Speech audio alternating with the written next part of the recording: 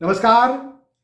रत्नों को लेकर के बहुत ज्यादा बार पूछा जाने वाला प्रश्न एक यह भी है कि सर ये जो रत्न पहनने की हमें सलाह दी गई है, ये रत्न तो हम पहन लेंगे, लेकिन यही रत्न हमारे पिताजी, हमारी माताजी, हमारे पति पत्नी, भाई बहन या फिर बच्चों ने पहन करके रखा था, अब वो रत्न नहीं पहनते हैं। 6 महीना पहना, 1 साल पहना, अब वो उस रत्न को नहीं पहनते हैं या किसी प्रकार से उन्हें उस रत्न को पहनने की सलाह नहीं है, उनके लिए वो रत्न सुटेबल नहीं है, तो क्या उनका रत्न हम पहन सकते हैं?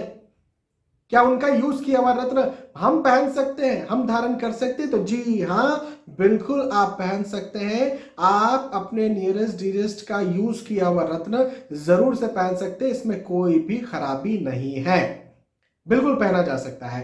केवल एक बात का ध्यान रखिएगा, वो रत्न जो है वो क्रेक ना हो, उसमें स्क्रैच ना लगे हो, इस बात का ध्यान रखिएगा। और इस बात का भी ध्यान रखिएगा कि भाई उसकी क्वालिटी भी अच्छी हो।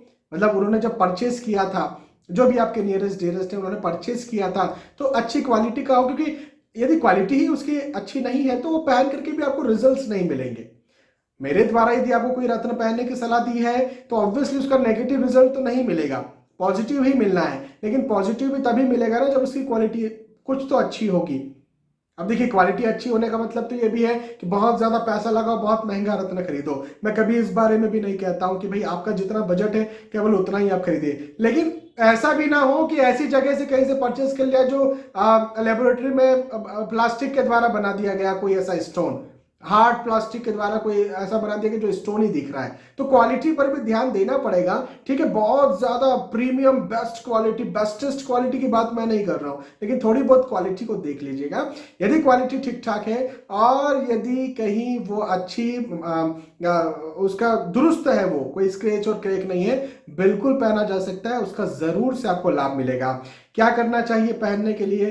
पहनने के पहले आपके यहाँ यदि गंगा जल है, नर्मदा जल है, यमुना जल है, गोदावरी, जो भी पवित्र नदी है, उनका जल यदि आपके पास है, उस जल में उनको डुबो दीजिए। डुबो करके रात भर रख दीजिए। हाँ, सुबह सुबह जो है, जो आपके जो इष्ट देव है या जिस भी ग्रह का रत्न पहन रहे हैं, उस ग्रह के अधिष्ठात्री देव या देवता, जैसे फॉर एग्जांपल आप जो है पहन रहे हैं नीलम। अभी नीलम रत्न किसे रिप्रेजेंट करता है? तो शनि देवता को। शनि देवता का रत्न है तो शनि देवता को ध्यान कर लीजिए। हाँ, आप ओपल पहन रहे हैं तो शुक्र देवता का या माता लक्ष्मी जी का ध्यान कर लीजिए। बुध का रत्न पहन रहे हैं, पन्ना पहन रहे हैं, तो गणेश जी को, बुध देव को ध्यान कर लीजिए। तो इस प्रकार से आप जो है रात भर गंगा जल, नर्मदा जल, गोदावरी जल कहीं में डुबो करके रखिए। सुबह नहा धो करके देव स्थान पर बैठ करके अपने इष्ट देव के साथ साथ जो भी अधिष्ठित देवी देवता है उनका ध्यान कर लीजिए। उस रत्न को निकाल लीजिए। जो भी आप करना